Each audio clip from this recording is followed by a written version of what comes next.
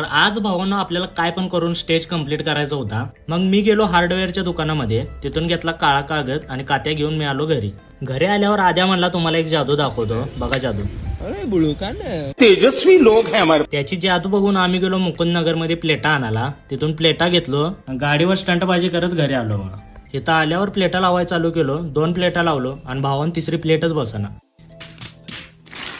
मग काय हे आवळ ते ढिलं कर असं करत कसं बस प्लेटा बसवलं. त्यात ऊन एक सुट्टी देत नव्हतं. तेवढ्यात मी इनून थंडगार सरबत आणला, ते पिलो आणि तेव्हा कुठे जरा बरं वाटलं बा. सरबत पिलो आणि दुपारचं जेवण करून पहिलं ऑफिसचं काम स्टार्ट केलो.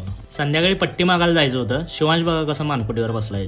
सगळ्यात पहिला भावानं पावती बुकावर स्वस्तिक काढलो आणि आम्ही सगळी निघालो पावती मागायला. गणपती बाप्पा वर्गणी मागून मी गेलो विशालच्या मूर्ती स्टॉलवर. उद्या आपल्या गणपती बाप्पाला सजवायचा म्हणून. त्यानंतर पोहे खायची जाम इच्छा झालेली. मग मी आणि ओमकार गेलो डेक्कनवर फेमस आबाचं पोहे खायला.